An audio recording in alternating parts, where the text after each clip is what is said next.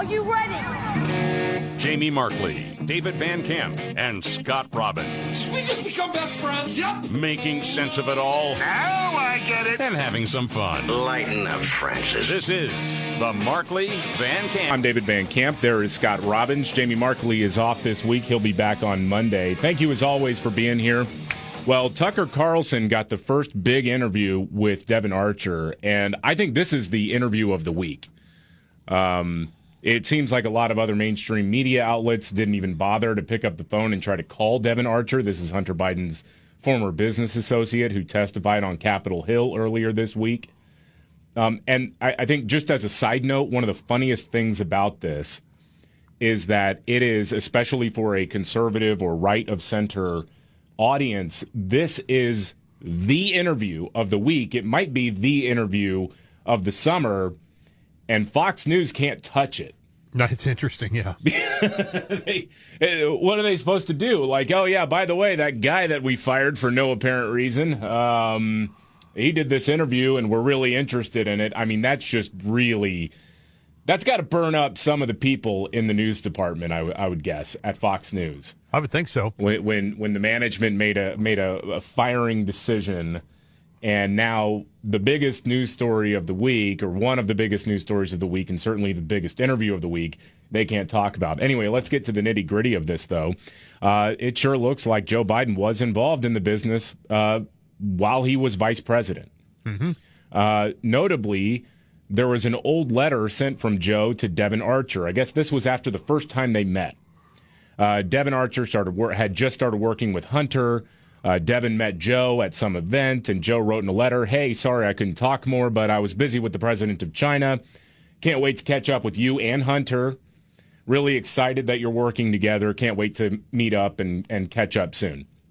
So, yes, Joe Biden lied when he said he had never once discussed Hunter's business, because why else would he say, "Can't wait to catch up with you, Devon"?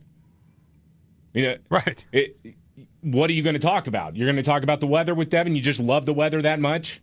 It was sent to Rosemont Seneca Partners. Yeah, right. Please. I mean, dude. Why? Stop it. And Devon Archer has confirmed now that, yeah, I mean, there was some discussion at the very least between Joe Biden and Hunter and his business associates. And I thought this was a really interesting part of the interview that Tucker did with Devon Archer. What was he thanking you for? Well, first of all, it's a lovely letter, and it was... It's quite enthusiastic. It's a little weird, though, right? Yeah, well, it was kind of the beginning of our partnership, and he was thanking me and thanking Hunter, I think, at the end of the day, for bringing this idea of this government regulatory strategic advisory business into the private equity world. And I think he was excited about the prospects for Hunter, and he was just thanking me. I think it was a nice gesture. So he was excited about the prospects for Hunter, which means he knew some of the details here. Which means he knew that whatever they were working on, might be beneficial. They impeached Trump over a phone call they never heard. Yeah. I mean, think about that. Never heard it. Never heard it. Yeah, it was, and they impeached him over it. Yeah. But I'm sure that sternly worded letter coming from, Jim Jordan and Kevin McCarthy will get things rolling. Dude, I am Impeach him now. What is going on? I am so frustrated with congressional Republicans. Look, Me too. I understand you impeach the guy, it goes to the Senate, it probably dies. Dies there. It's very likely that there will be no conviction if he is impeached. I understand all of that. But to your point, you impeach Donald Trump for asking about this. Right.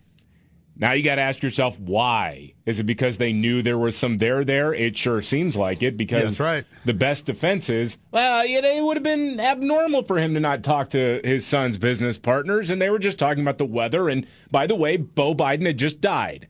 So how dare you question any of this? There's a little bit more of this part with Tucker Carlson and Devon Archer. It was a nice, for sure. For sure. Very polite. It gets a 10 on the etiquette scale, but he's a vice president of the United States, right, and he's talking about foreign business deals with you and thanking you for Right. that. I think, again, it goes back to my earlier point. I think I hit, at the time, I think I hit the jackpot in finding the regulatory environment or company that can navigate right to the top. But, obviously, as time was told, being a little bit too close to the sun ends up burning you. For sure. And it did you, and you suffered greatly for it. And this is not a criticism of you. I would think as a business guy, you use every advantage. These are not business guys. This is the Vice President of the United States. He's not allowed to be working on businesses with foreign governments while he's Vice President. I don't think. Not that I know of. But here he is. Right. Amazing. Right. I think the performance aspect of it is really fascinating to me, too. Aside from the substance is, of course, damning. At the very least, it proves that Joe Biden has been lying for years about his son's involvement in Hunter Biden's business. So that's a big deal, because then you wonder, well, why did he lie about that? And why did he lie? And then why has the line changed from never spoke to him about the business to wasn't in business with his son?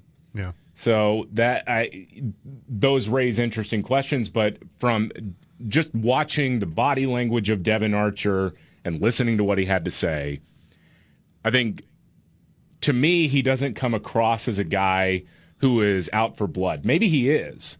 Maybe they apparently had a falling out 4 or 5 years ago, so maybe he is just like, you know what, screw the Bidens. These guys ruined my life. I got caught up in all sorts of stuff after meeting them, and now I'm going to be going to prison for a year or whatever for fraud.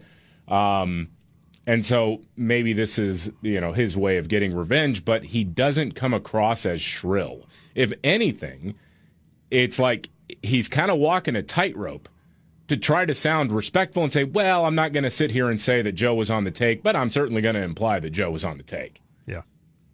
So we'll have more on that a little bit later. Well, did you see that Joe, in his own handwriting at the bottom of that letter? Yeah. Said, happy you guys are together. Yeah. But why would you say that? When you're talking about the weather. Happy you guys are enjoying the weather. Okay. Now, this guy, he's a guy who understands barometric pressure. Happy that you're with my son because he doesn't know squat about the weather. I show him my little my weather gauges and whatnot, and he can't tell a southeast wind from a northwest wind. It's so dumb. I mean, it's all right there. Yeah. Meanwhile, of course, we know Trump's been indicted for a third time. The hot takes are flying, and I am a connoisseur of hot takes, sir. Oh, yeah. The latest case, of course, has to do with Trump's claims of voter fraud after the 2020 election. They're essentially saying because you said there was fraud and you wanted people to find fraud, you broke the law. MSNBC's Al Sharpton joins the chat with a absolutely remarkable take on the entire situation. I mean, this is just as low as it gets. I've never heard of 3 cases on one individual in 3 jurisdictions. So this is serious. But on the other side of it, one day our children's children will read American history. And can you imagine our reading that James Madison or Thomas Jefferson tried to overthrow the government so they could stay in power? That's what we're looking at. We're looking at American history, and how it will play out is going to be very important. Could you imagine reading about people who overthrew a government, wanting to overthrow a government? They were big fans of England. We know that, don't we? I know. Dude, what are you talking about? They did overthrow a government. Of course they did. They overthrew the most powerful government in the world at that time. Golly, man. I mean, this is not hard. This is not hard. And I love how that was on Morning Joe, and I love how nobody corrects him. Because nobody knows. Right, they're like, that's a good point, Al. Exactly. Yeah. Could you imagine? Because how can you just let that go? No. I mean, who wants to tell him now? Has anybody told him yet? There was this thing called the Revolutionary War. Yeah, right. It wasn't just a bunch of goobers walking into a Capitol building, okay? It was actually, fought with cannons and knives and guns. They actually killed unbelievable. people. Yeah, I mean, I heard that and my mouth just dropped. I mean, I'm used to dumb stuff coming out of his cake hole. I'm used to it. But boy, howdy, that one was really something. Can you imagine Thomas Jefferson overthrowing a government? Yeah, I can, because he did. I actually, it's entirely believable, and I actually read about it in school. I did too. Yeah, in 8th grade. Yeah. Speaking of school and, well, basic high school literacy, Trenton High School in Michigan actually had a bit of a whoopsie here. They had a sponsored sign that was put up on its football bleachers. It was supposed to read "Welcome to Trenton High School," but they misspelled "welcome" as "we come." They left the L out. Oh gosh! So it's here we go. Yeah. Here are some people from the community, including the superintendent. His name is Douglas Menser, reacting to the misspelling. I mean, if you're a school, that's the one thing you can't do is misspell something that you're prominently displaying. I mean, I drove by, and I was like, well, something doesn't look right. And then I was like, there's no L. My daughter sent me the picture, and she said that there's a misspelling on Trenton football field. And she sent it to me, and I said, I can't believe they forgot the L. I don't know how someone doesn't catch that. Spell check, yeah. It's a great idea, right? It's the old Snickers commercial, right? The guy painting the end zone for the Kansas City Chiefs, and he spells it chefs. Chefs, yeah. Someone needs to get those guys a Snickers, apparently, because great googly moogly. You know, generally, when you're doing that sort of thing, then you step back and you look at it after you're done. Yeah. Right? And you're eyeballing it just to see if the letters are right, and you would just do that. Yeah. Well, in fairness, it was put together by a 10-year-old migrant who just crossed the border a couple months ago. So, there you go. I mean, there you go. And did it for 10 cents an hour. Did it for 10 cents an hour. Right. It's an act of love, you see, according of course it is. Joe Biden. All right, we got a lot to get to, including, man, a terrible story out of Portland. We'll talk about that next. This is the Markley, Van Camp, and Robbins Show. The Markley, Van Camp, and Robbins Show. I'm David Van Camp. There's Scott Robbins. Jamie Markley is on special assignment. He'll be back on Monday.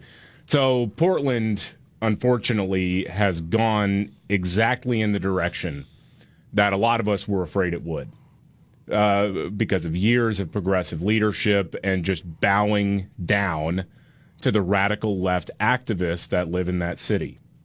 And it really all came to a head in 2020. I mean, it was getting kind of bad before 2020, but then the summer of love hit, and it was like a hurricane of violence that came out in Portland. And so, of course, unfortunately, the city has a mess on its hands now, and it was all predictable. It's really sad, and we've covered it extensively here. A Portland doctor, her name is Mary Costantino. She's a radiologist. Mm-hmm. Told this story. She was leaving a bar with a friend of hers, a coworker, and a pretty safe neighborhood, at least the way she tells it. And a homeless guy shows up and throws an aluminum bottle at her, whaps her on the head, and cuts open her eye, or the skin just above her eye. Right. She's got blood running all over her face. I mean, it's just a mess. It was a violent attack, and the only reason why she wasn't bludgeoned even more in her telling of events is because her friend is like, what? I think she said he was 6'7". Yeah, he was a huge dude. Large guy who was able to sort of step up. But again, this attack came out of the blue. Right. No reason for it. Unprovoked, just insanity. Yeah. And she talked to Fox News about this, about what happened. She waited 20 minutes for the cops to get there. Wow.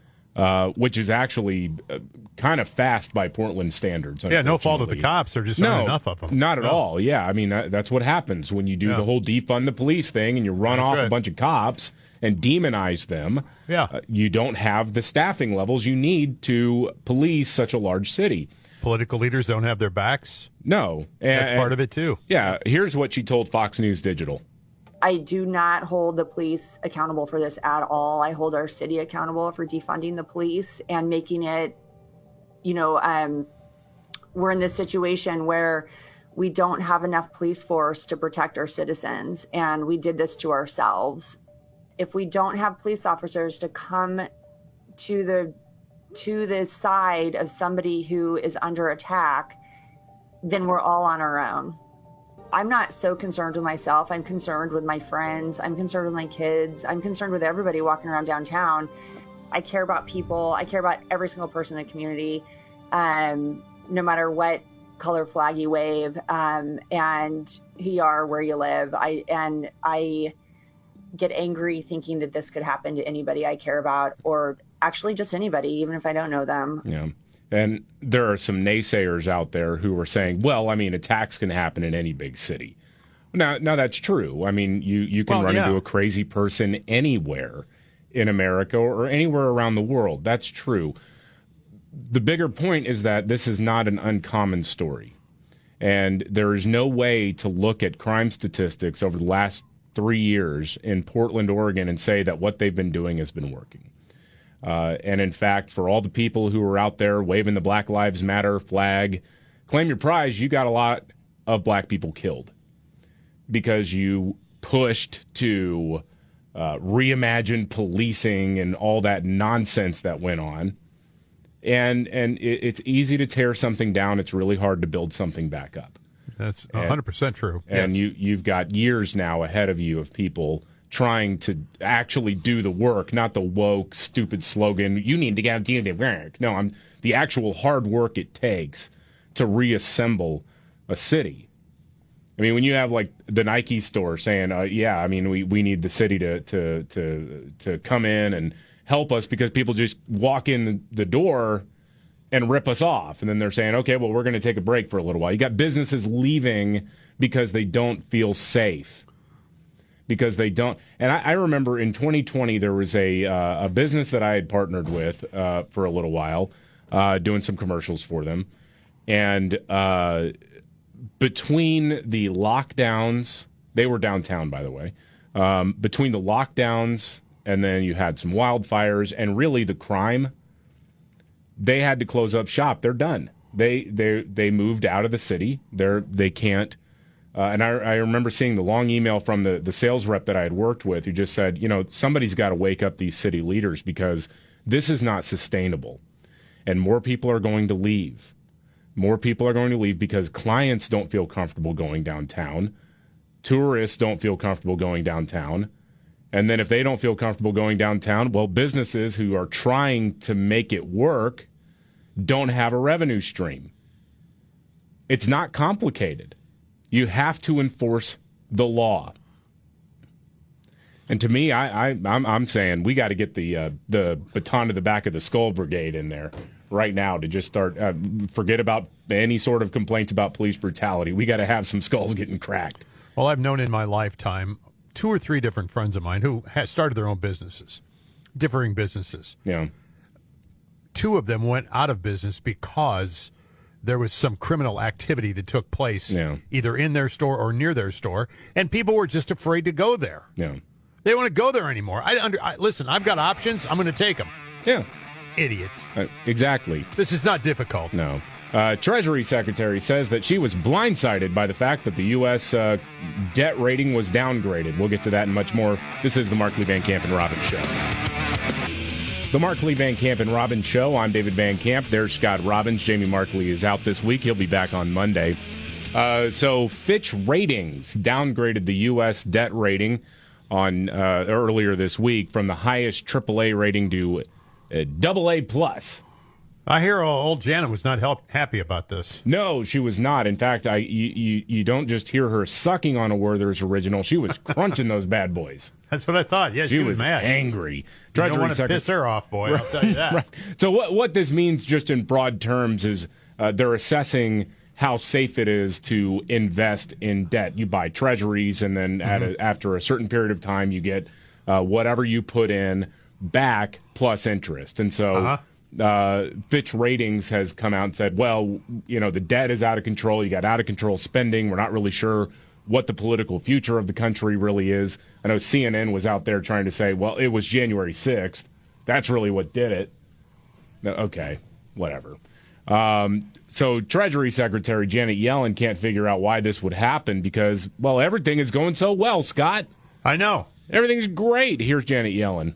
Over the past few years, the American economy has seen an historic recovery from the depths of the pandemic downturn.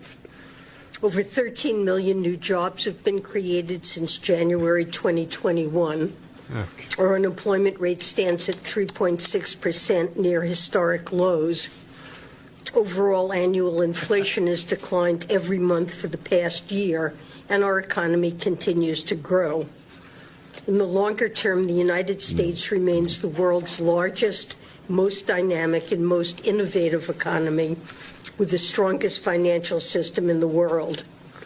Fitch's decision is puzzling in light of the economic strength we see in the United States.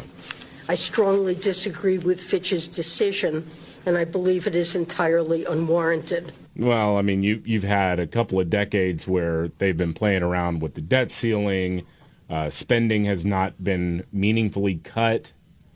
And when we're at a point where we're adding $1 trillion to the debt every 6 months, that's a problem. That has nothing to do with the unemployment rate. Okay, you're spending money that you don't have. And that is why there are, well, apparently at least one major ratings outfit that is saying, yeah, it's risky now. We're not really sure what the future of the U.S. government is, and it's being crushed by $33 trillion or whatever in debt. So it's probably not as reliable as it once was.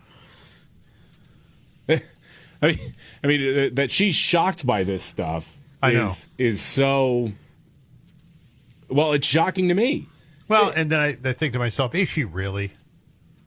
And she may very well be. I mean, they live in a delusional world. They do. I mean, they all do. Well, it was, in 2022, early 2022, after she had spent months saying that inflation was transitory. Right. That lie. And everybody else was saying, no, it's not. It's actually getting much worse. And you really need to be aggressive in trying to counter this.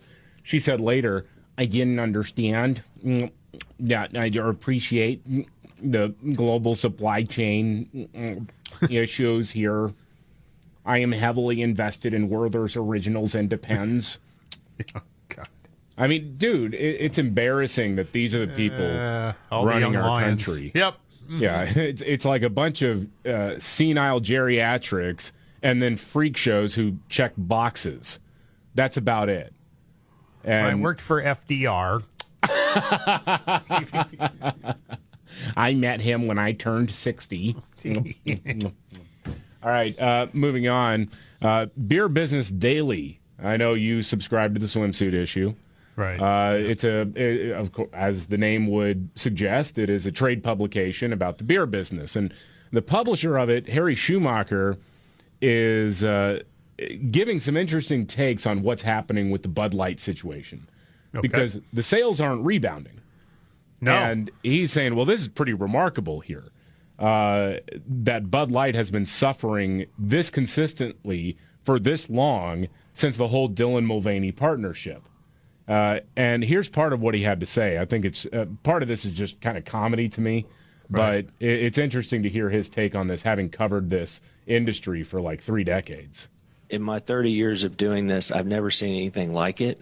And I think it's kind of a wake-up call for marketers that wading into the culture wars can have pretty serious consequences, and it's probably best just to stay clear. And they are reacting, and they are making changes within the company because the consumer is still pissed. You know, months and months in, they're still pissed, and the volumes are not improving. They've been hit harder in the on-premise because when you're drinking in the on-premise, you're out in public, and I think nobody wants to be seen or get into a conversation about the culture wars by drinking a Bud Light in public. So, yeah, they've been hit hard. Exactly. Absolutely true. Absolutely true. I mentioned that just last week. I know I've said it a few times that a neighbor of mine having the barbecue didn't want me to bring any Bud Light, not because he's right-wing or left-wing or anything. It's just because he didn't want it to become a thing because somebody makes a joke, somebody gets offended, big fight happens, barbecue's ruined. And can you imagine, you go to your local tavern, you order a Bud Light, that's going to turn into a thing, potentially. Right. Yeah. So why bother with it at all? And I think it's not just a conservative mindset either. I mean, I would think that there are probably liberals out there who are just like, I just don't want to get involved. People who are not heavily political, not willing to get into a fight, not willing to get into an argument. You just want to go to a bar, have a few drinks with your friends. Yeah, why do you want to get on board with anything that's going to even potentially cause an unnecessary bit of friction. I've got 73 options. Yeah. It's not like you're the only light beer. Exactly. You're not. I chose to drink you then, and I can choose to undrink you now because if I order one and it's sitting there, that can is sitting next to me, and some guy pops off at the bar, or a couple of guys pop off at the bar, and then it becomes an incident. Yeah. No, I don't want any part of that nonsense. Or it's like you're going to take a leak, and somebody comes out and is just like, "All right, ladies' room's over there, buddy." Yeah, did you sit down in there? Right. It just becomes this cultural punchline it does, and embarrassment. And that's exactly right. Once you become a cultural punchline, you're done. Right. You're done. It's just not thinking things through here. No. And I think also Anheuser-Busch, as we've talked about before, has just handled the entire controversy terribly because they've just been talking down to people who are offended by the initial thing. And then it's like, you know what? I'm done. I'm out. I don't want to do business with you anymore. And as you said, I've got a bunch of different options. Yeah, I'll take one. Bud Light, fine. I mean, I drank Bud Light because it was cheap and available. Well, that's it.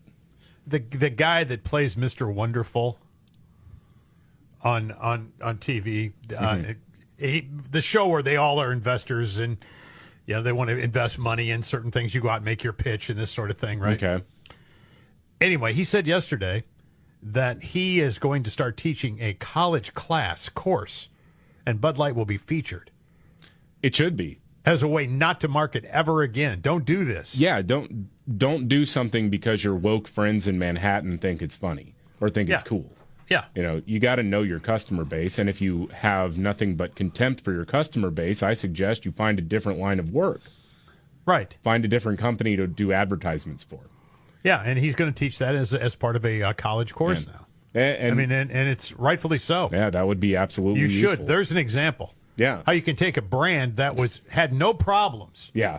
Right? You just reinforced to people they were doing the right thing with your advertising. Mm-hmm. It was clever, it was funny, maybe people would talk about it. But at the end of the day, you just reinforced what your brand was. Right. And then you had some knucklehead, two or three knuckleheads who got together and said this would be a good thing to do. And they'll couch it by saying, well, this was never really a commercial. It was only online for a while, and the cans weren't available to the mass. But I don't care. Yeah. You did it to yourself. Absolutely. What's wrong with you? Yeah. Well, again, I mean, wokeness is a mind virus. I know, it is. So it terrible. Sort of takes over common sense at every turn. Yep.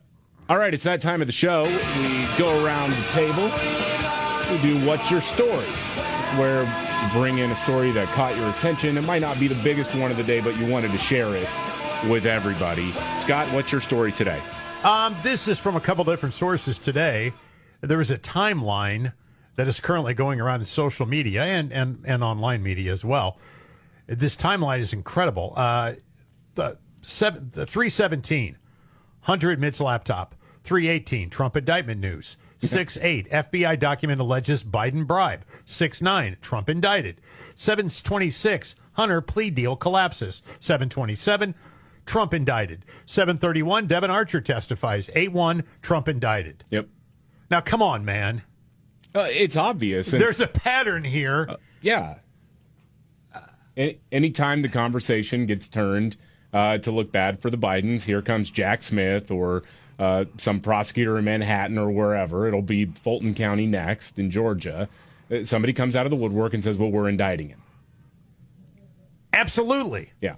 I mean, and when you look at it on a sheet of paper like this, you say to yourself, yeah, because you forget. This happened, then that happened. This happened, then that happened.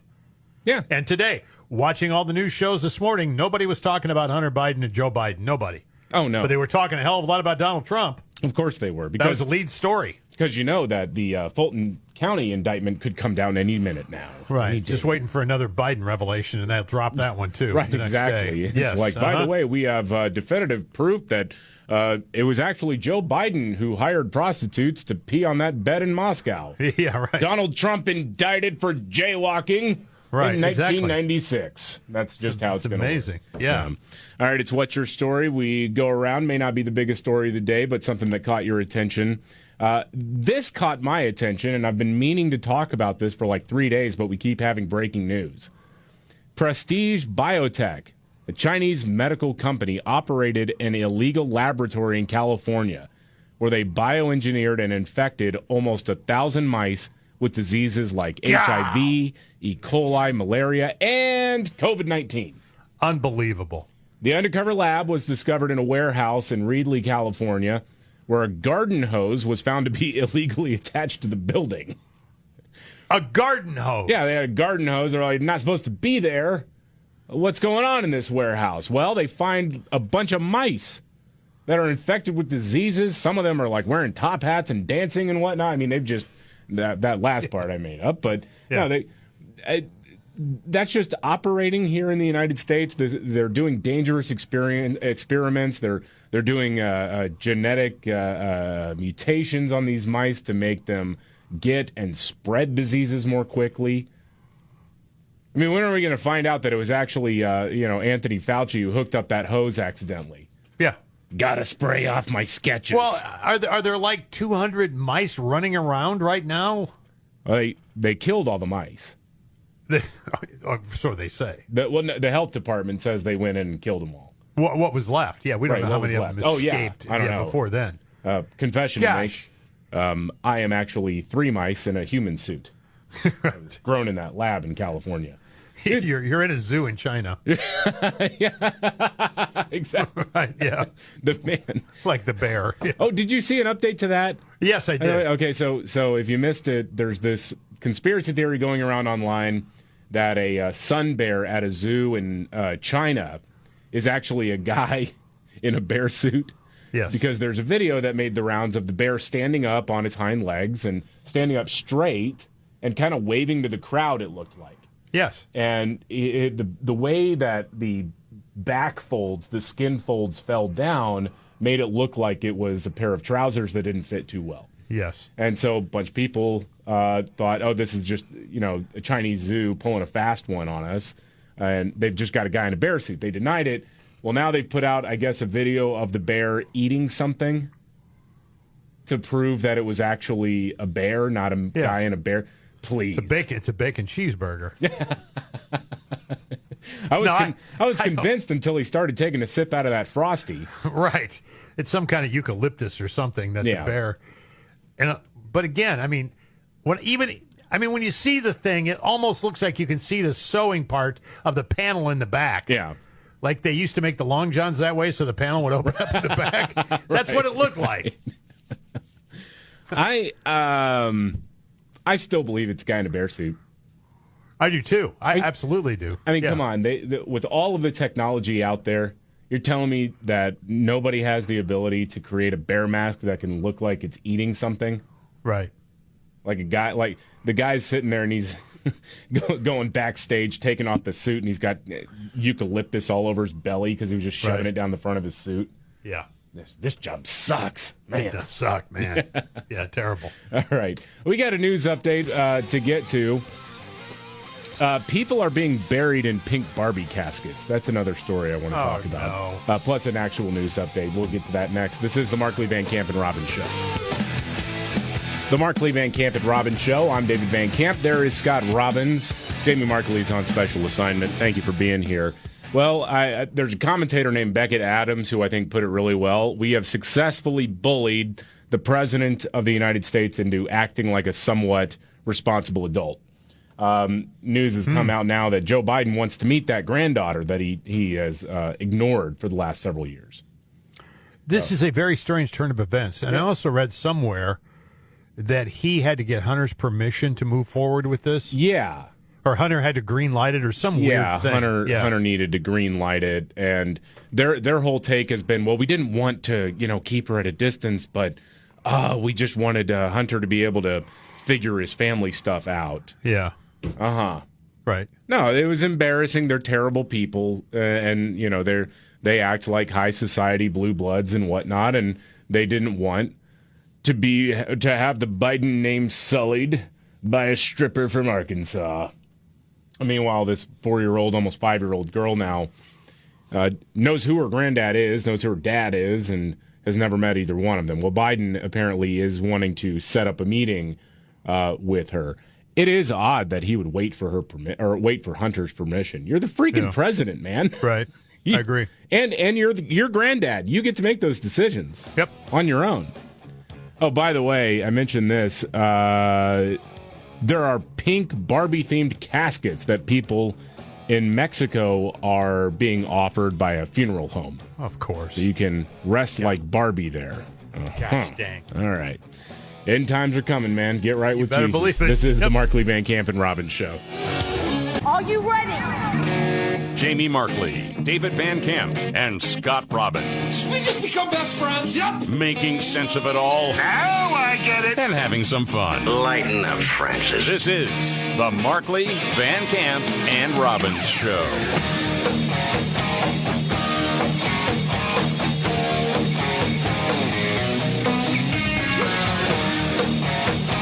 The Markley, Van Camp, and Robbins Show. I'm David Van Camp. There is Scott Robbins. Jamie Markley is on special assignment. He'll be back on Monday. Well, Tucker Carlson got the first big interview with Devon Archer, Hunter Biden's old business pal, and the rest of the media is sort of like, Devon who? What? Trump's going to be arraigned today. You know, we're going to be following his motorcade to the courthouse. We're going to be doing that again.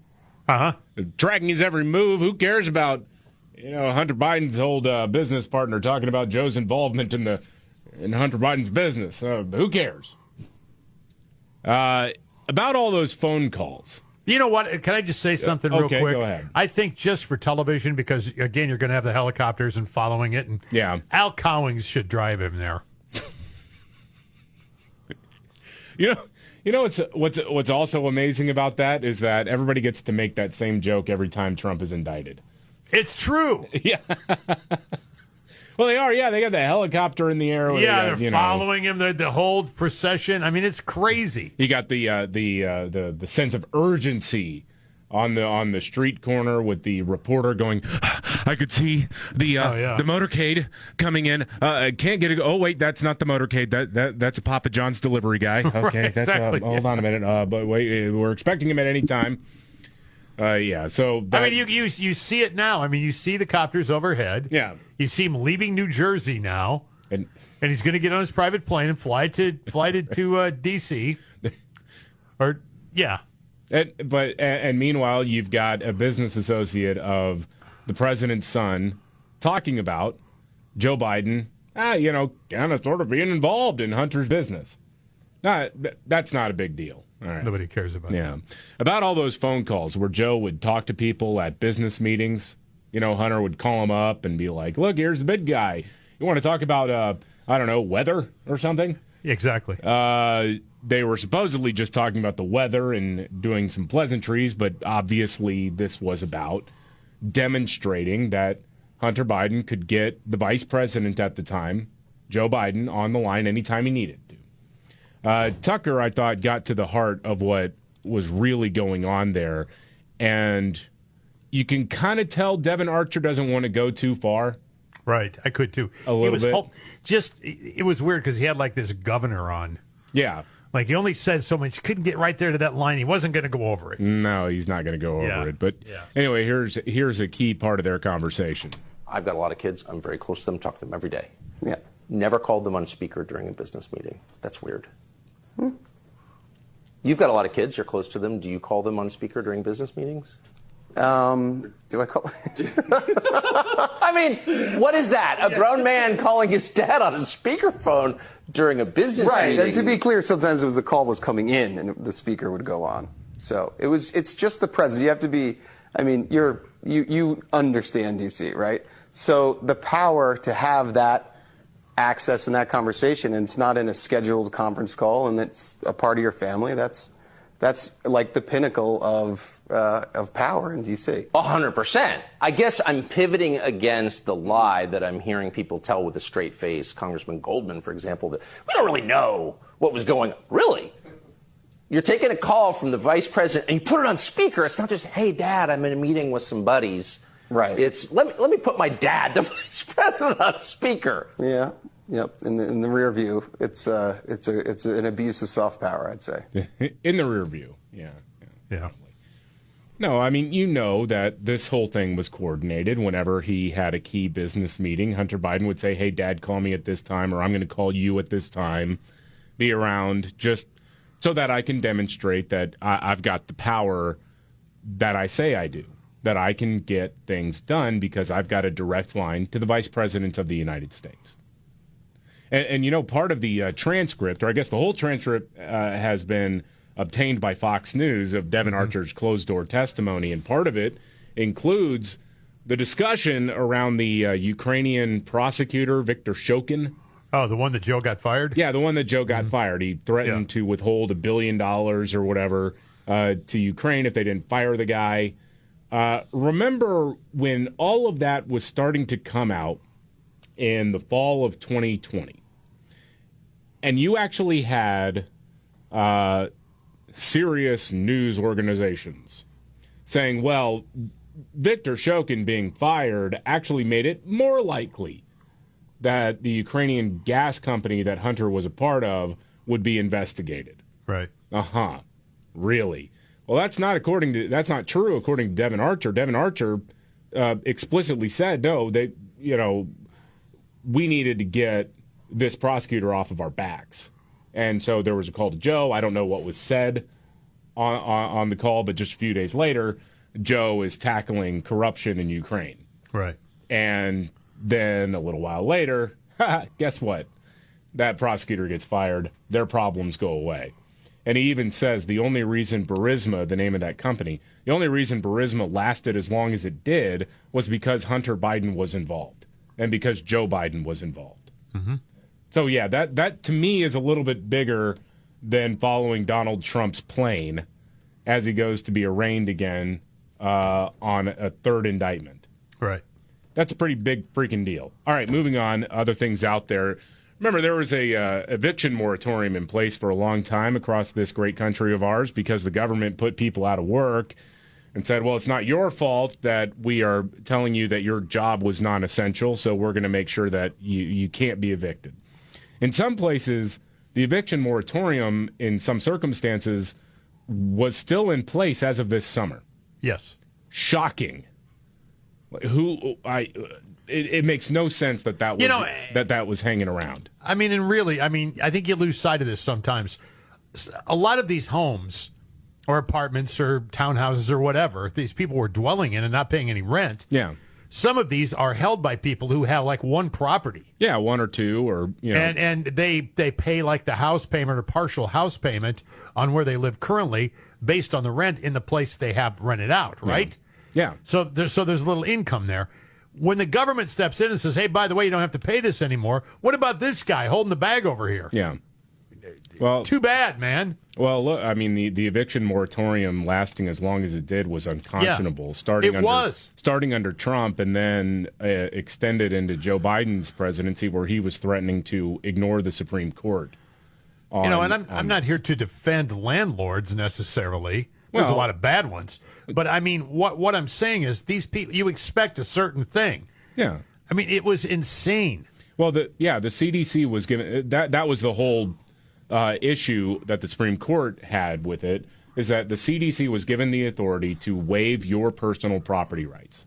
Yeah. Just waive them. That's lunacy. The CDC. Yes. Yeah. Well, now apparently people are shocked to find out that they could be evicted if they don't pay their bills. CBS had the story talking about, I want to play part of the package for you.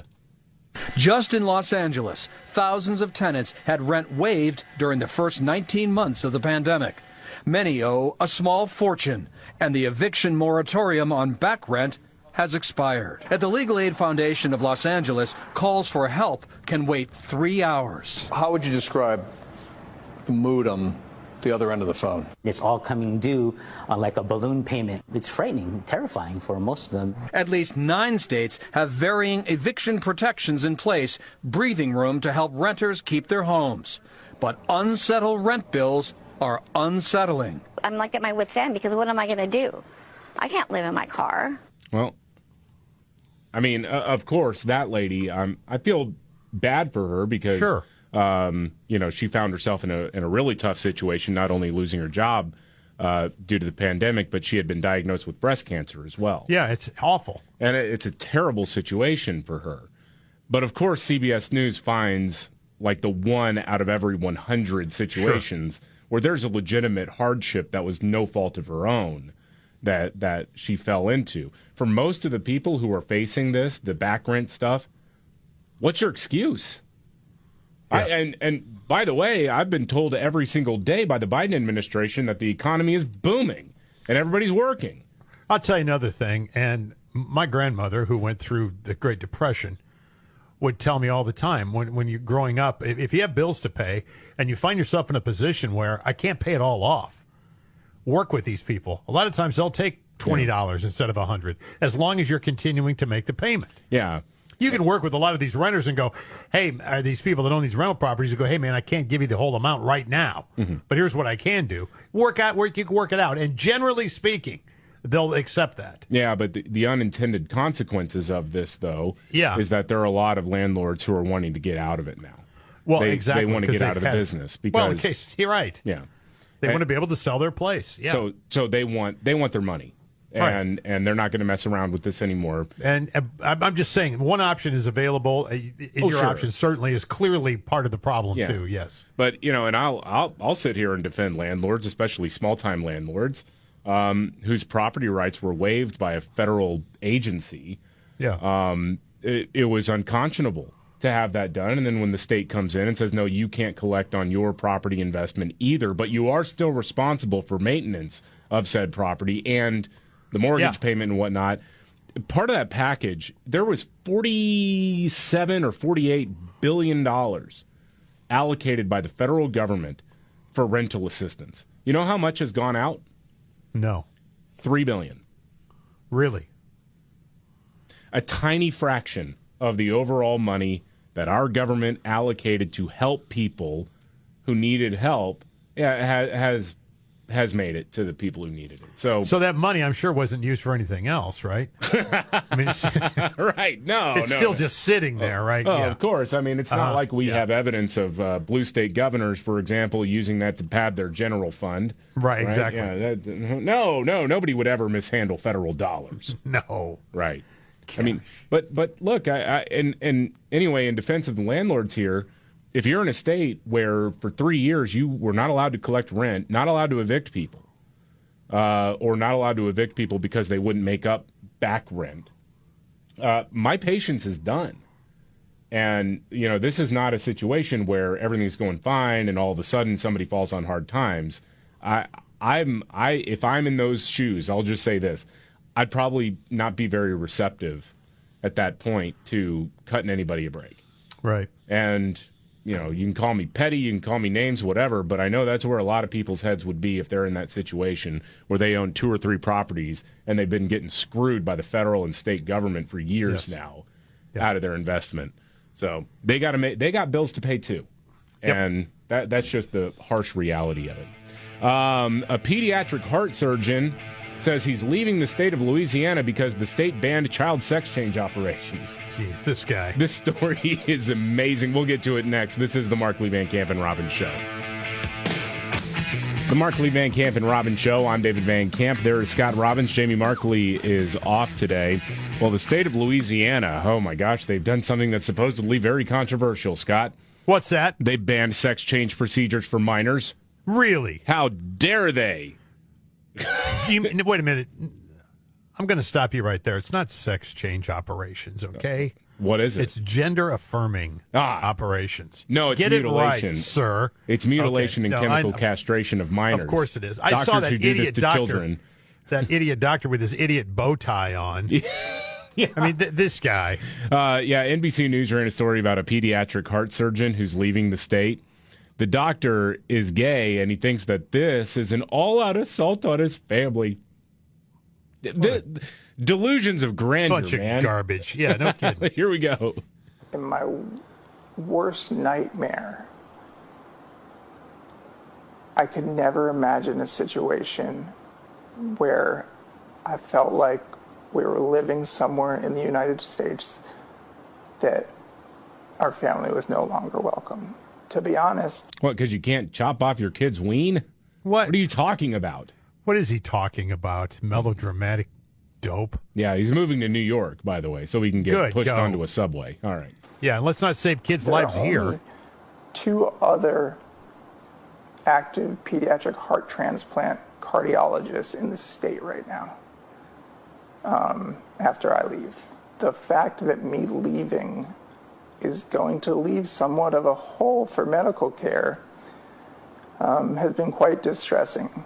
I think lawmakers need to understand the ramifications of the bills that they put forward. Yeah. I mean, this guy's an activist, obviously. And, I mean, look, he's free to do whatever he wants. I mean, if he wants to move to New York, that's fine. Move to New York.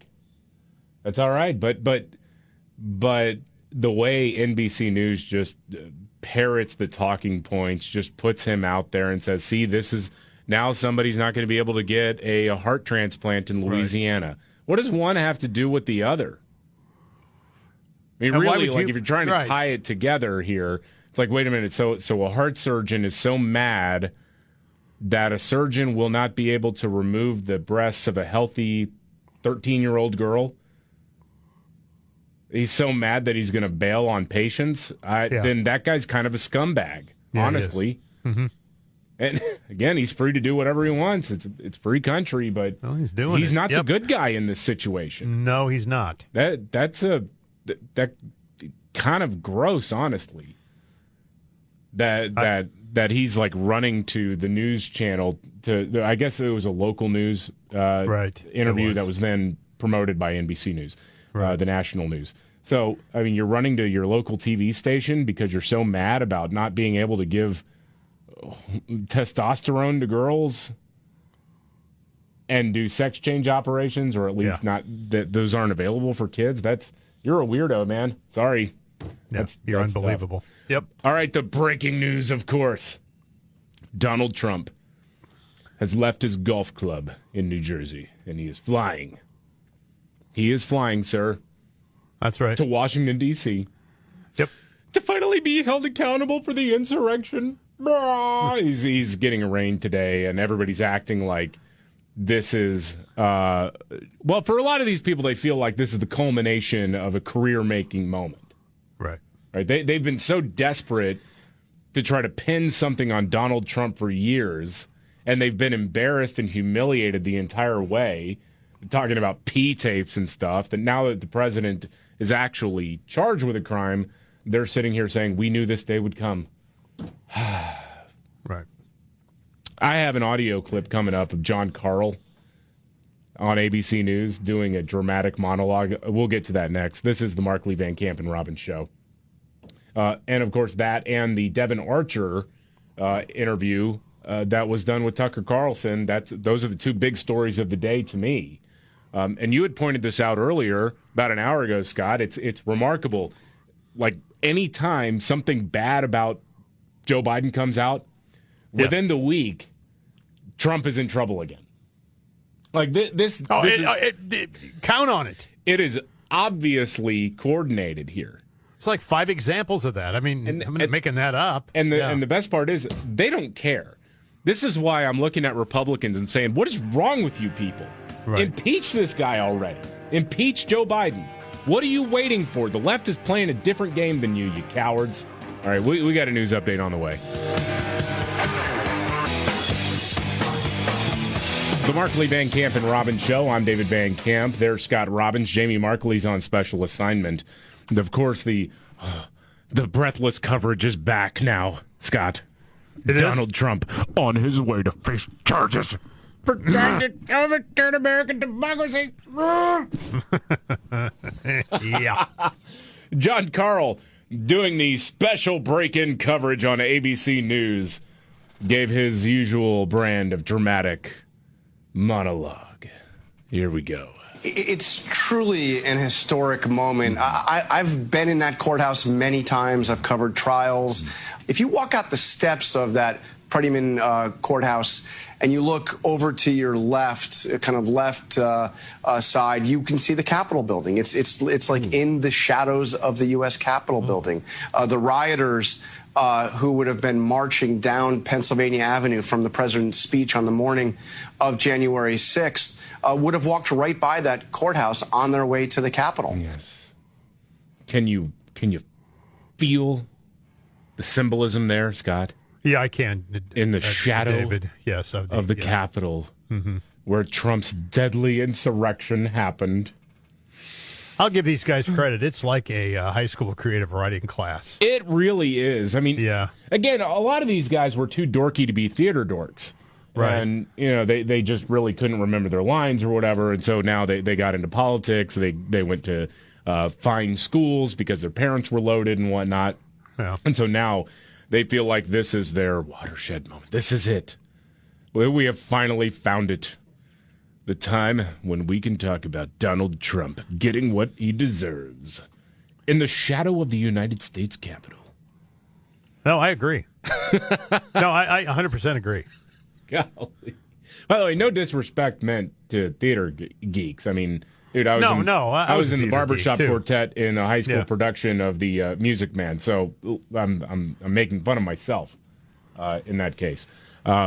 But I mean, it is just absurd when they throw up the news copters and whatnot, and they're trying to just fill time talking about him going to a courthouse. Like, we haven't already been through this like 2 times. And like John Carl had like 3 different drafts, and he kept crossing out words and putting words in.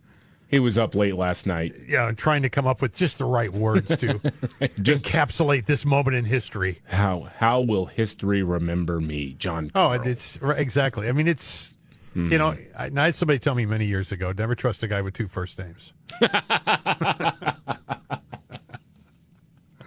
There you go. Well, my actual last name is David, so I'm very offended. David just didn't sound all that great. It sounds like a new wave band that failed. So I had to change it to David Van Camp. Okay, in other news, the FBI found 200 sex trafficking victims and more than 125 suspects during a 2-week child exploitation operation last month. Did you hear about this? It was Operation Cross Country. The FBI located 59 victims of child sex trafficking and child sexual exploitation and 59 other missing children, among others. And remember, we were told this was like QAnon-adjacent conspiracy stuff, right? Oh, yeah. Yes. Because The Sound of Freedom, which is about a guy who tries to break up sex trafficking and child exploitation rings, The Sound of Freedom came out, and I heard from Rolling Stone, from the Washington Post, New York Times, etc., that really look, we all know that trafficking does happen, but it's not really that bad. Right. Never mind, in Southern California alone, you're talking about somewhere around 13,000 that have been found in the last couple of years. Yes. Yeah, it is actually pretty bad. Remember, I always like to do this, go in the Wayback Machine, although these people get exposed so regularly and so quickly for the hacks that they are, it makes it almost too easy, because it's like we played it 3 weeks ago. But when the movie The Sound of Freedom came out, media went into overdrive saying it was QAnon conspiracy stuff. Right. Well, here's one of my favorite moments. It was CNN's coverage of it. Like, it happens, but it's not really like what the movie portrays, right? No. The Sound of Freedom does focus on a real issue of sex trafficking. But that theme, it's sort of like that kernel of truth that feeds the QAnon conspiracy theory. Tell us how those two things work together. We know trafficking is real. We know it has real victims. No one is denying that. But these films are created out of moral panics. They're created out of bogus statistics.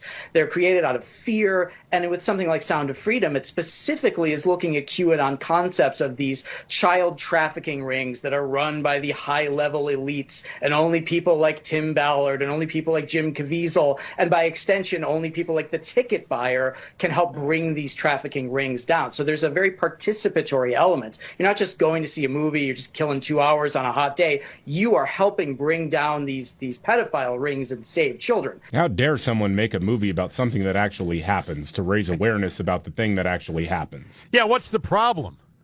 Oh, well, jackass, what's the problem? I actually know the answer to that, and I'm going to play the left's game on this. It's because they're pro-pedophile. Is it that simple? Is that what it is? No, I don't truly believe that, but that's, well, certainly, there are some. We talked about, I think you had talked about it a few weeks ago. There was a writer that, what was the outlet that ran him? Was it Business Insider? I think so. Maybe. who actually was somebody who lobbied on behalf of what he calls MAPs, minor attracted persons, pedophiles, and was just trashing the film, The Sound of Freedom. Now, you've seen the movie. I know a lot of people listening right now have seen the movie. Did you walk out of there thinking, yeah, man, QAnon stuff? Yeah. Of course not. No, of course not. I have another theory. Okay. I mean, and I'll take yours and elongate it, I guess. I think if any movie that a Christian faith base is available for that movie, and it is a movie with a guy like Jim Caviezel in it, which they hate already. They already don't like him. Yeah. And the fact that Disney shelved this thing and wouldn't even put it out, right? Yeah. You automatically have to find a reason to hate it. You can't like it. Yeah.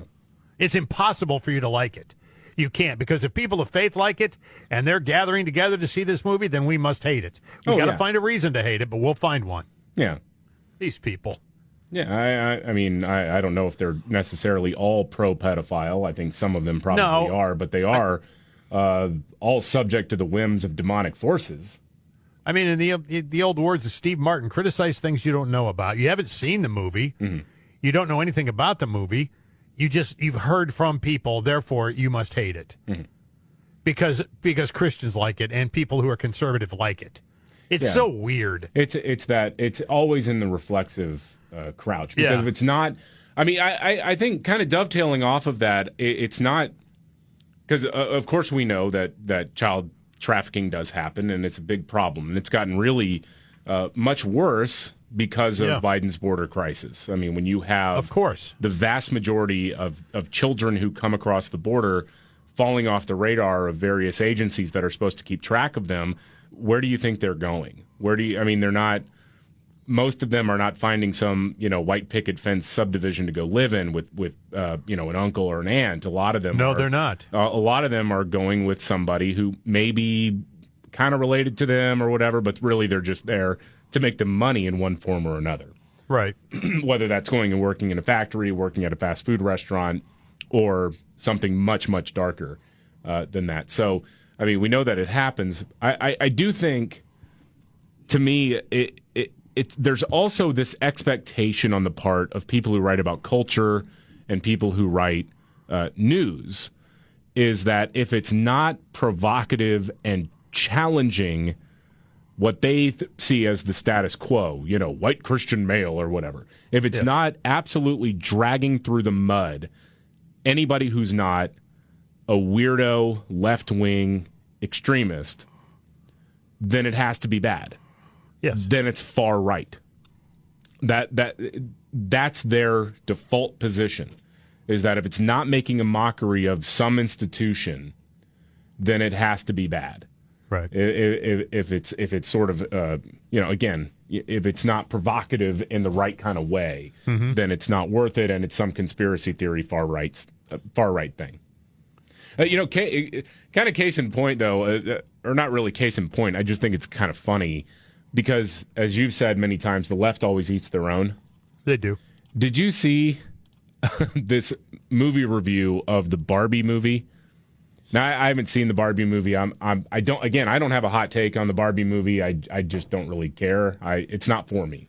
No, it's not for me either. My daughter went to see it and she enjoyed it. Yeah, I know it. I mean, it's so Salon editor and University of Baltimore professor D. Watkins wrote a piece that says, "Why I'm passing on the Barbie movie. My daughter already receives enough unintentional whiteness." Oh, see. So what he said was, I was super excited about Barbie until I realized I would have to explain their ideas of beauty to my child. Now it's too white. I don't even know what unintentional whiteness means. I don't either. Is that like, I have no idea. There are a lot of jokes that come to mind. I'm not really sure if any of them are suitable here. But what the professor says is it's wild that the first Barbie doll dropped in 1959, and even though black people were everywhere, it didn't get a black version until 2 decades later. But this is 2023, and the movie should be way more progressive than the company's history, right? Wrong. I watched the trailer and was overwhelmed with whiteness. I genuinely believe that artists and filmmakers can create whatever they want, he writes, but I must be cautious of what I expose my daughter to. No, you don't believe that. You don't believe that. No. You don't believe that. Shut up. No, you don't. She's too young to understand the complexities of gender. Unless she says she's a boy, right? So how do you even begin to open the conversation about race and how movies and commercials in America act like white people have a monopoly on beauty? Google attractive woman and watch the page fill up with white faces. I mean, could you imagine? You're mentally ill, dude. There's something really wrong with you. Unless definitely. you're doing this just for the clicks, just for the notoriety. You don't believe anything you're writing. You just have to put something provocative out there. Yeah, well, it's also racist. I mean, You're garbage. Flip the Yeah, races of course around. it is. Let's say Yeah. I went to go see Friday. And was like, you know what? There were just too many black people, and I don't know how to explain black people to my daughter. Right, exactly. You'd be like, well, that's pretty freaking racist, David. And you'd be right. That would be pretty racist. So dumb. But nothing is ever good enough for the progressive crowd. Nothing. No, you make a movie based on the character. I mean, you know, and the characters, and everybody knows the Dream House. Everybody knows Ken. Everybody knows Skipper. Everybody knows the friends of Barbie. You know, you make a movie based on that. Mm-hmm.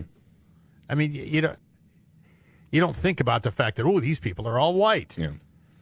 So stupid. Yeah, it is. It's exhausting. It must be exhausting. It is exhausting. It's person. exhausting for me too. Yeah. Because you can absolutely discredit this movie all you want if you like the plot. Yeah. I've heard him say, you know, it's subjective sexually or whatever. I mean, you can base it on a million different things, but the character assignment is based on the doll and the evolution of the doll. Yeah. Gosh dang. And also, I just want to take a step back from the brink and say it's a movie. You like it or you don't. Yeah, you don't have to go. And this guy wrote a whole ass article about how the trailer was too white. Golly. It's exhausting. Really, that's. But he's a fun guy at parties too, right? I bet. Yeah, that's the guy. Yeah.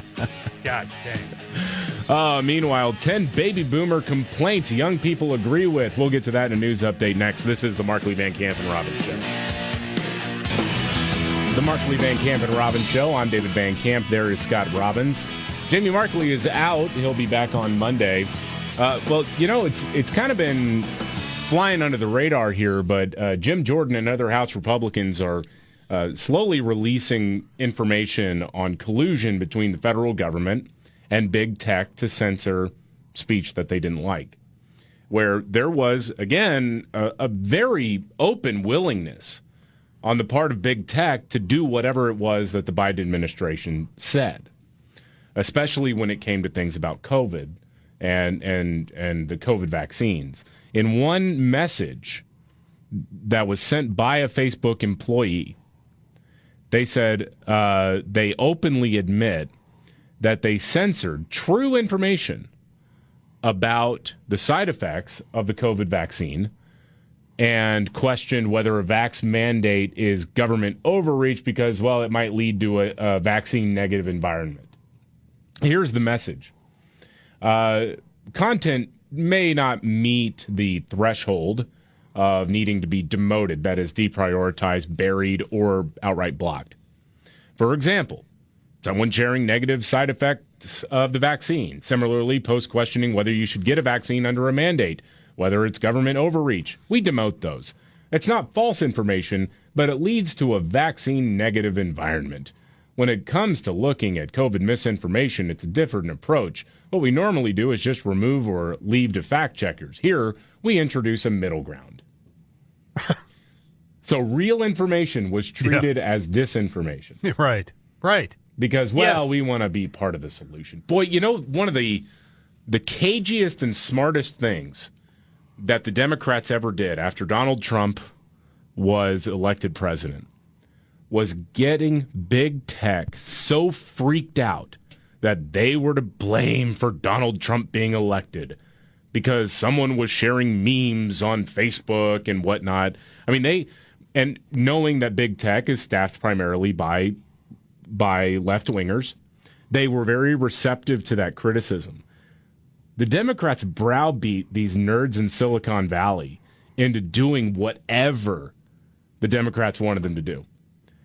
And unfortunately, it was pretty easy for a lot of these people to be manipulated, even though they are, in many cases, actually pretty brilliant in their respective fields. Mm-hmm. But yeah, the Democrats said, hey, you're the reason Trump got elected president, so you need to do what we say to make it up to us. Right. And they did it because they're cowards. And they had the tickets for all these nerds to all of a sudden get into the cool kids club. Yeah. And they used that. I mean, they did. They went to Hollywood openings and all sorts of parties and rubbed elbows with the, the big and powerful in that world. Sure. Yeah. Quid pro quo. Yeah. Exactly. Yeah, totally. All right, this is the Markley, Van Camp, and Robbins Show. Are you ready? Jamie Markley, David Van Camp, and Scott Robbins. We just become best friends. Yep. Making sense of it all. Now I get it. Robbins Show. I'm David Van Camp. There's Scott Robbins. Jamie Markley is on special assignment. Thank you so much for being here. So I want to start off here with a different story. I know that the networks are all wetting their pants because Donald Trump's on an airplane going to D.C. to be arraigned and arrested again, fingerprinted, the works, all of that. But something just came across my desk, and it comes from the city of Chicago. You know, Scott, they've got a bit of a crime problem in the city of Chicago. And they've got a new mayor by the name of Brandon Johnson, who is a community activist and somehow actually worse than the previous mayor. Yeah, I thought that was impossible, by the way. Lori Lightfoot, this guy is actually still talking about reimagining police. Oh, yeah. Reimagining police. No, man, you got to start cracking some skulls, dude. You've got a multi-number body count every weekend. Yeah. Every freaking weekend in that city. And I mean, there was just a 14-year-old who got arrested after, it was something like 11 robberies in 45 minutes. A 14-year-old. Yeah, and stealing cars. I mean, it's ridiculous. Yeah, and then you've got these teen takeovers that have been happening nearly every weekend where basically a bunch of people show up in one particular location, they start smashing windows, they start stealing from a corner store or whatever. It's a giant mob of people who show up. You want to know what the biggest? Yeah. You want to know what the biggest problem with that statement is, according to Brandon Johnson, the mayor of Chicago? No, what's that? Using the word mob. You can't use that word, Scott. That's harmful. He did a news conference. He doesn't do a lot of those. He did a news conference yesterday and was asked about the teen takeovers, these mobs of kids. Mob was the operative word there to which he took offense. That's not appropriate. We're not talking about mob actions. I didn't say that. What happened? Hold on a second, okay? Respectfully, these large gatherings, just hold on a second, y'all.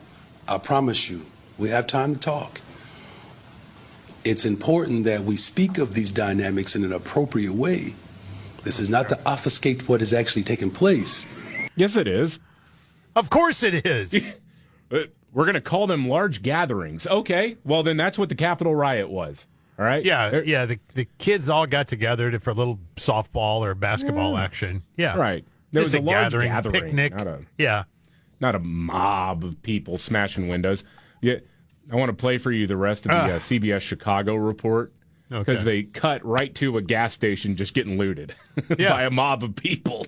And here's the rest of the report. This was the scene near Roosevelt and Canal Sunday night. Groups looted a convenience store. More than 36 teenagers were arrested, along with a 12-year-old and at least one 20-year-old. Store owners say it was the second such incident in that area in just the past few weeks. Don't call it a mob, though. No, that's a large gathering, sir. That's what that is. Wow, man. Yeah.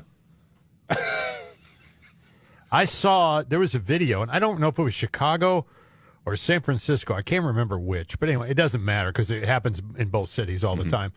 But these guys carry in plastic waste baskets, and they hit jewelry stores. Oh, yeah. It was like noon. They walked in with crowbars, bashed in and just took everything out. And put them in these waste baskets, these plastic waste baskets. People who were in there shopping were told to lay on the floor. So they're laying on the floor. These guys, and again, it's like 12:30. It's not nighttime. The place isn't closed. It's open. It's amazing what's going on right now. Yeah, and the guys just casually walk in, and most of the employees have been told you don't intervene, and no, you lay down. That's it.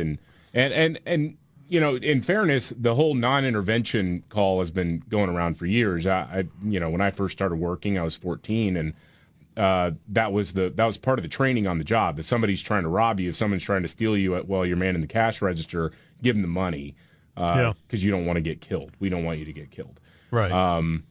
But when you see security unable to do anything, or security guards taking action wind up getting charged with crimes, and the police never come, and all of that, the criminals in these major progressively run cities are bolder now than ever. Oh, sure. They just walk in and take what they want and leave. There's no downside. Yeah. There's zero downside. If I get caught, so what? Yeah. Nothing happens. I mean, they know. I mean, of course they know this. I mean, it's so easy to fix this problem, but they won't do it. Well, no, because they like it. No, right. I mean, they want to be. They want this to happen in their cities. Otherwise, if you didn't want it to happen, you would be doing things drastically different, regardless of your political ideology. You would be, whether you're liberal or conservative. I mean, you would be doing something about it, and they don't. They're not all that interested in it. This always gets back to something you've maintained for a long time. Hey, man, I feel bad for these people, but you voted for this. Yeah, I mean, this is what you voted for. I mean, yeah, when you voted for this knucklehead in Chicago. When you're in the city of Chicago, and the Democrat primary in the mayoral race is, for all intents and purposes, the actual election. Yes, you did it to yourselves. You had an opportunity to get somebody in there who was a Law and Order first guy, and you chose not to. Nope. Same thing at the state level in Illinois, at the state level in California, and everywhere Oregon, else. I mean, I mean, Portland in particular. I mean, it is. Yeah. But I shake my head and I say, damn. I mean, for the people that didn't vote for this, who voted for this sensible, I mean, like, well, gee, we'd like to be safe walking down the street. You leave because you have the wherewithal, and when you get the wherewithal, you leave. Yeah, and to be honest, that's more effective than voting. I think that's one of the reasons why you're seeing deep blue cities get even bluer now, because the people who have had enough, they leave. And because they're done with it. It's easier to vote with your feet than it is at the ballot box. And so they're going for greener pastures. I mean, you look at, the city of Portland, as you mentioned, is a really good example of that. A lot of the cities surrounding Portland are getting a whole lot of folks who used to live in the city. I mean, I know a guy who had lived near or in downtown Portland for years, moved out to the suburbs because he was tired of having to walk over broken needles, tired of having his car broken into, tired of having to wonder whether or not this crazy homeless guy was going to kill him every time he walked into his home. I mean, it just was not a sustainable situation. And, unfortunately, again, the people who stay behind are the people who are either brainwashed by the left or the people who want the cultural revolution to happen, the people who are propagating it. And unfortunately, a lot of people get hurt that way. So you got to live in this hellscape. Yeah. I mean, it's and again, if I have the wherewithal, I get out. Oh, sure. It's just like schools. If I have the wherewithal to get my kid out of this school, I'm going to. Yeah. I mean, I'm not going to continue on like this. If I have to do two jobs, I'll do two jobs, but I'm not doing this. Yeah. That leads me to something that I saw that it's funny because the left has started freaking out about this, and there's other polling that kind of backs this up. But high school boys are now trending more conservative in recent years. In 2022, 23% of high school-age boys identified as conservative. That's according to the University of Michigan's Monitoring the Future survey. That is nearly twice the number of boys of the same age who identified as liberal. It's remarkable because historically the conservative-liberal split has been more or less even. There are ups and downs, peaks and troughs and whatnot, but for the most part, within a few points of one another. To see this big shift for young men becoming more, identifying as conservative more, is amazing, and it gives me hope. And I know the reason why. The left wants to act like what could possibly happen? I mean, NPR was quoted in the article that I saw as saying, well, it was because Trump weaponized masculinity. Like, bro, you don't know what's going on in the world. Turns out, dooming young men to a lifetime in the HR department isn't all that appealing. No. Screaming at them about microaggressions, and if it's a young white male, screaming at him about how he's responsible for all the bad that happens in the world, makes him think, go pound sand. Well, you just get fed up, yeah. Yeah. And it's like, I don't want to live this way. This is ridiculous. Yeah, and I had that conversation with a family member years ago who was wondering, it was somewhere around the time when I started doing this show, who had asked the question, when did you become so conservative? Because when I was younger, I always thought I was liberal because I didn't care about gay marriage. Like, I thought there was no reason legally to ban it on the legal side of things. And so I always thought, okay, well, my mom's liberal, a lot of my family's liberal, so whatever, I'm going along with that crowd. And then you get out in the world and you look around and you see the left going further and further left every single day, to the point where now they can't even tell you what a woman is. No. And, and that abortion on demand all through 9 months of pregnancy is health care and all of this nonsense. And if you disagree in the slightest, you get screeched at. Oh, yeah. You get yelled at. And that's at a minimum, by the way. Yeah. And my answer at the time, all those years ago, was honestly because I realized liberals are freaking annoying. It's it's just, and you don't have to be conservative to note that. And Bill Maher has said that before. Bill Maher's not conservative at all. No. The guy's a lifelong liberal who is worried about the screeching class in the Democrat Party and on the liberal side of things, where it's just nothing can be funny, nothing can be fun. Everything's got to be in a constant state of revolution and destruction. Mm-hmm. You can't ever just exist.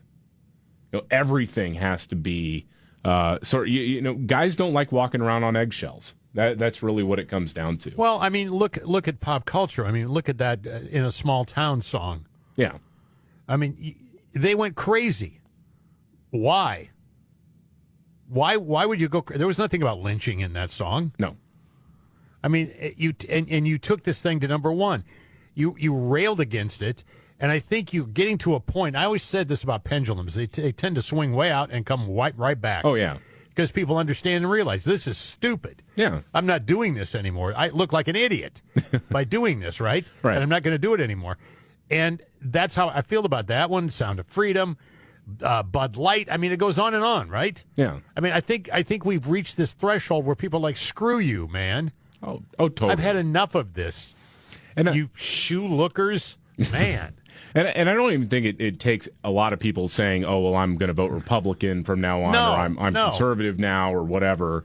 But I do think, the left, in terms of culture, has lost so much ground. And it, to me, in the most simplistic terms, is because it's annoying. And it's a chore. Yeah. I don't like having conversations with people where it feels like a chore. Like, I got to really worry about what I say here, what I say there. No. If I say something mean or rude, which sometimes I do, you can call me out. That's fine. Like, oh, man, that went a little too far or whatever. But, man, when it's everything.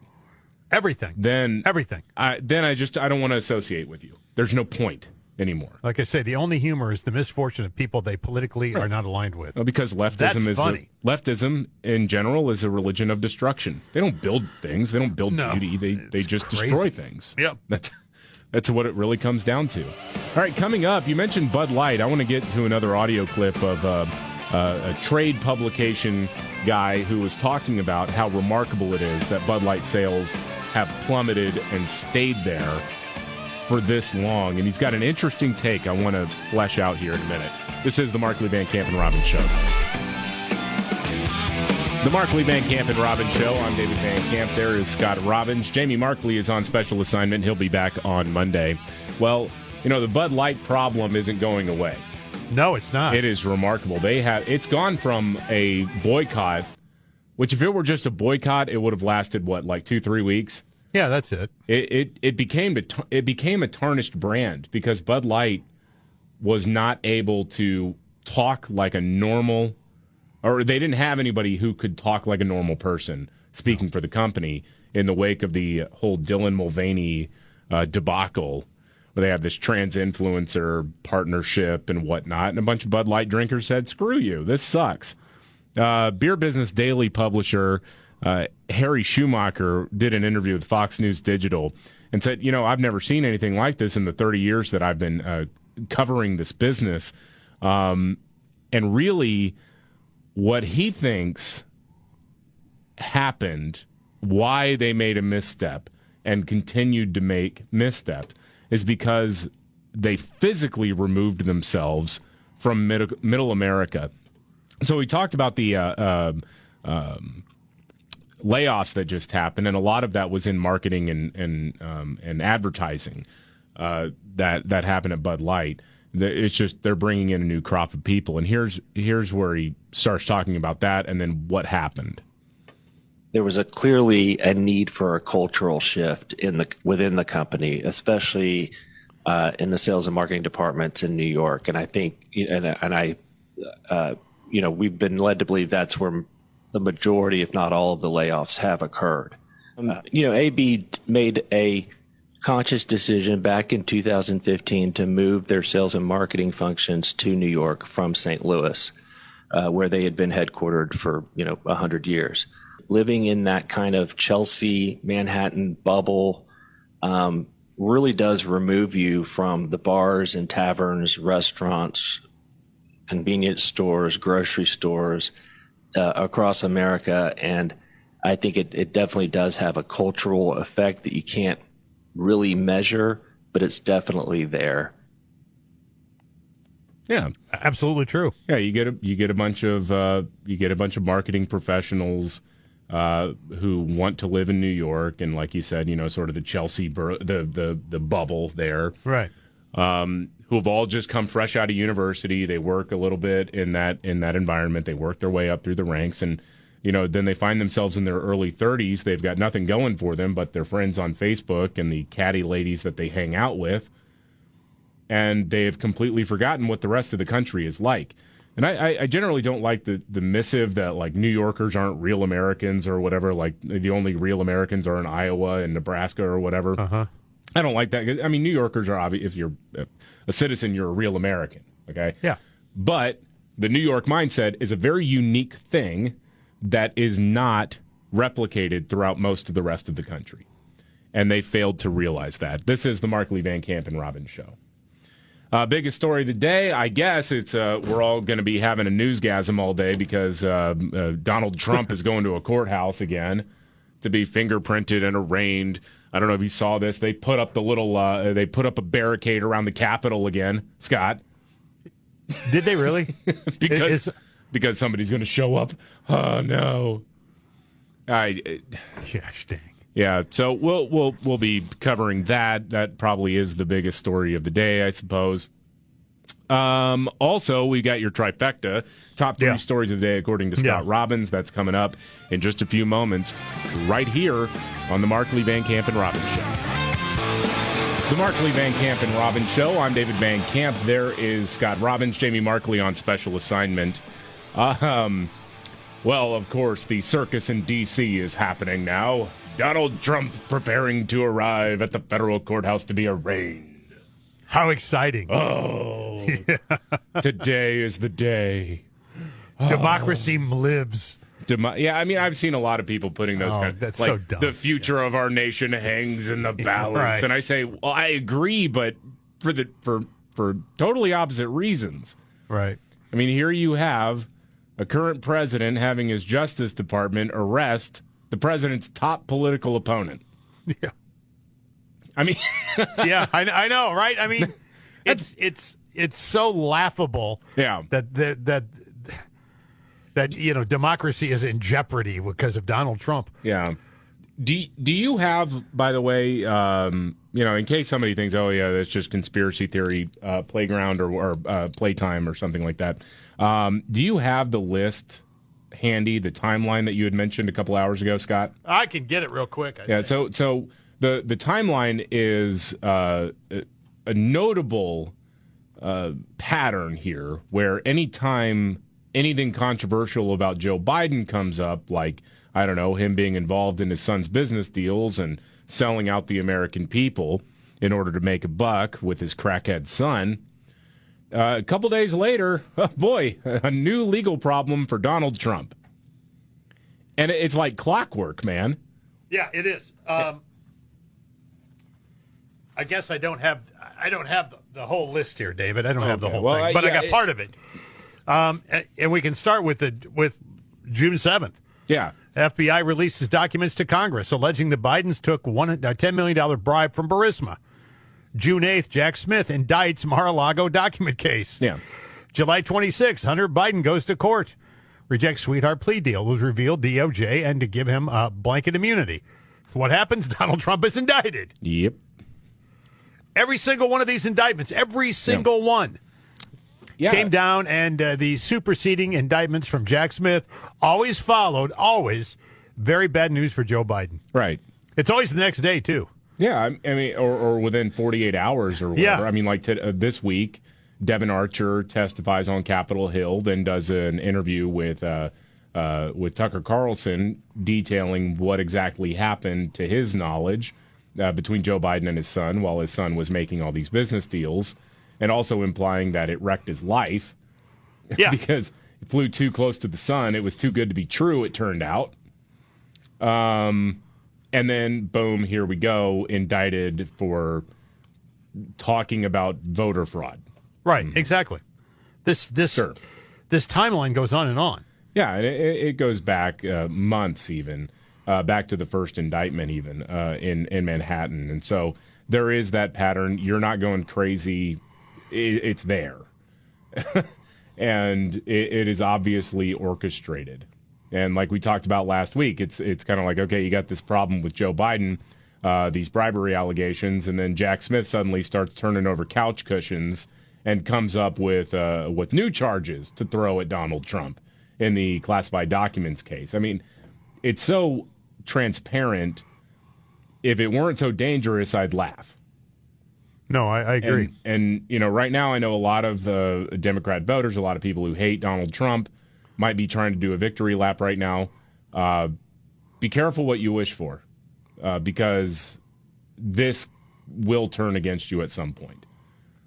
It will be used against your guy in the future.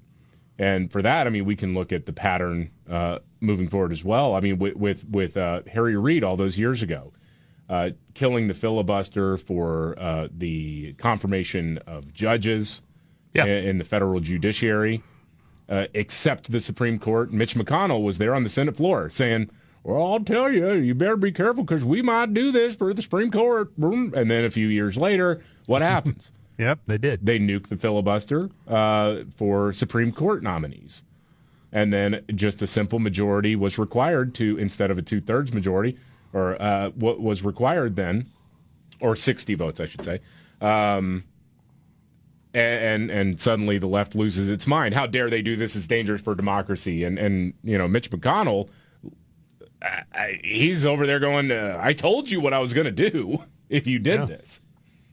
And so right now, my biggest frustration is that Republicans in the House of Representatives aren't doing squat.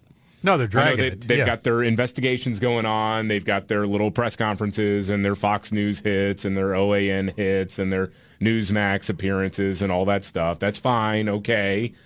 When are you going to do something? When are you going to impeach Joe Biden? At this point, you got enough. Go for it. Yep. They impeached Donald Trump, as you put it, over a phone call they never heard. They didn't hear it. No, but they impeached him over it. They sure did. Let's go. Let's go. Time to roll, man. Let's go. Yep. It's wild. That's one thing that, man, when Trump said this, well, I guess it was over this past weekend at a rally, that anybody who is in the House of Representatives not in favor of impeachment should be primaried. I totally agree with that. Yeah.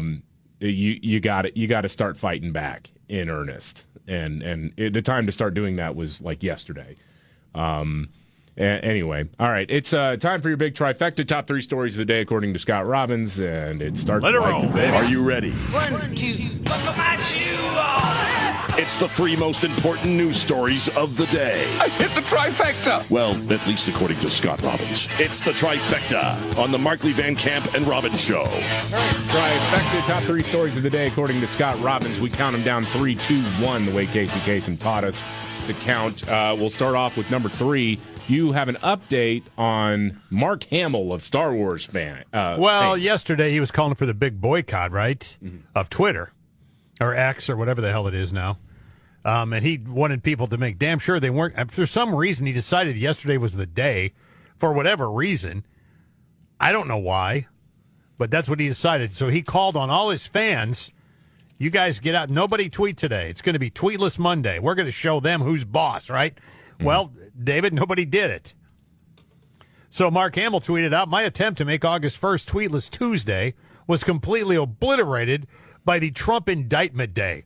Although he has small t, capital R, this is the rest of the way. Yeah. So it's Rump indictment day. Clever. Which no less called the most significant legal event in our lifetimes. Accountability is coming. And so that's the reason. People would have done it, but unfortunately it was Trump indictment day. Pretty sure nobody would have cared about this sad little boycott even without Trump's indictment. But if that makes you feel better, Luke Skywalker, fine. Imagine, David, getting lucky enough to star in Star Wars, and your acting is so horrific you basically never get another job acting the rest of your life. That's Mark Hamill.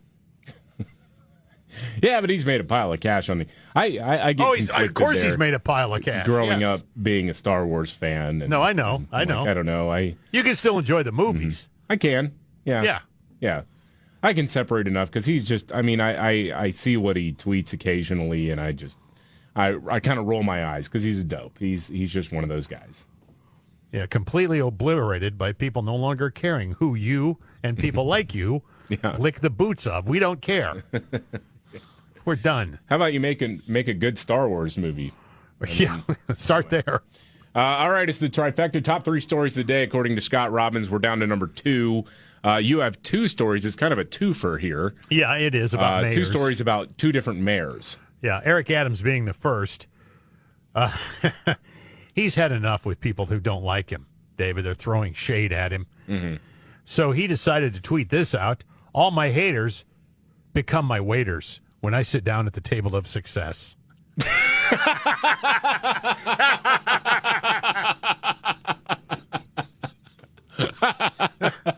Oh, gosh dang. Put a beatbox under that, huh? All my haters become my waiters when I sit down at the table of success. Thank you, Eric Adams. That's actually not the first time he said that before. He said it before? Yeah, he said that during a speech in 2022 to Queens College, the graduating class, let your haters be your waiters, and you sit down at the table of success. Oh, he's already used it. Dang. Yeah. Okay, he's just going back to the well then. It was so sharp then. He wants to bring it back. Okay, got it. Gosh, dang. All right. Mayor number 2. Yeah, mayor number 2. Boston's mayor, Michelle Wu, announced that she has banned fossil fuels in the new city-owned buildings after teaming up with the city's director of the Green New Deal. The executive order was announced in a press release and will eliminate, quote, the use of fossil fuels in new construction and major renovations in our city buildings. The goal is accelerating climate action by requiring that all new municipal buildings and major renovations operate without fossil fuels. They also claim the move would reduce emissions from Boston's building sector while creating high-quality jobs, improving public health, quality of life, and advancing racial and economic justice. I'll figure that one out. I don't know how that last one.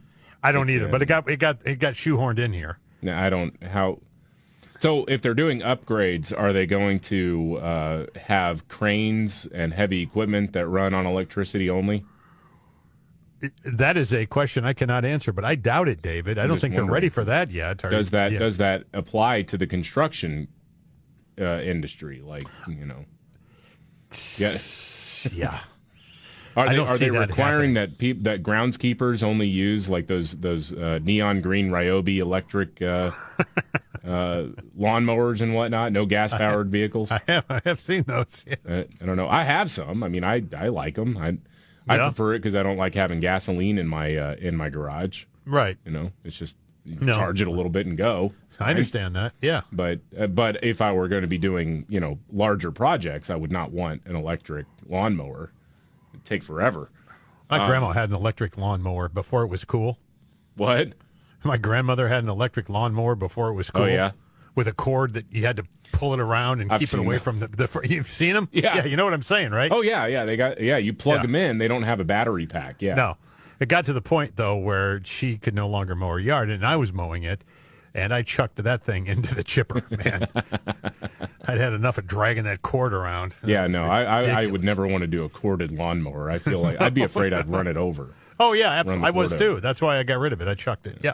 All right. It's the trifecta. Top 3 stories of the day, according to Scott Robbins. We're down to number 1. An armed robber messed around and found out, you're telling me. Sure did. A robbery suspect was gunned down by a customer at a gas station in Cassopolis, Michigan. Police say the suspect attempted to rob the gas station, but that robbery was stopped when a customer pulled out his gun and shot him. He was taken to a hospital where he remains in stable condition. The owner of the gas station said the customer saw the attempted robbery and moments later shot him when he pulled a knife on me, the store clerk. The would-be robber entered the facility requesting to, hey, can I use the bathroom? Mm-hmm. So he goes into the bathroom, puts on a mask, and then comes out with a big knife he's flailing around with. It was after doing that he attempted to rob the store. Guy walks in, looks at his knife, looks at his gun, and shoots him. And he's in stable condition. The man, by the way, will not be charged. Yep. This is the reason people carry firearms. Yeah.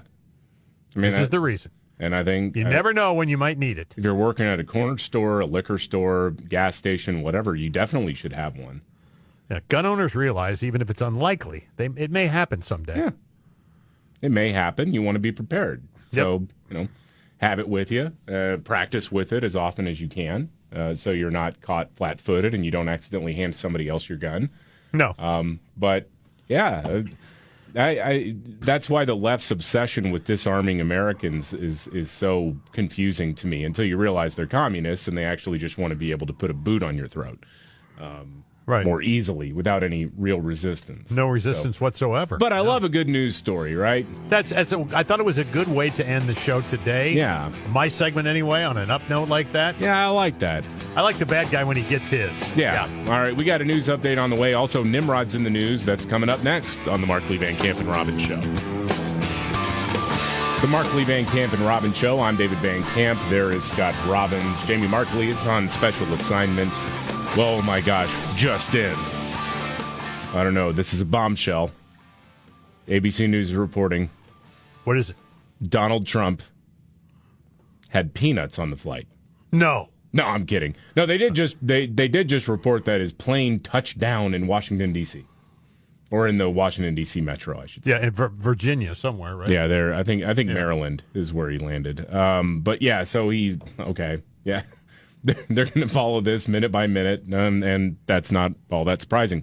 One little thing here on the campaign trail for 2024, Ron DeSantis taking part in a town hall in, where was this, Connecticut, I believe? No, I don't remember what state it's in, actually.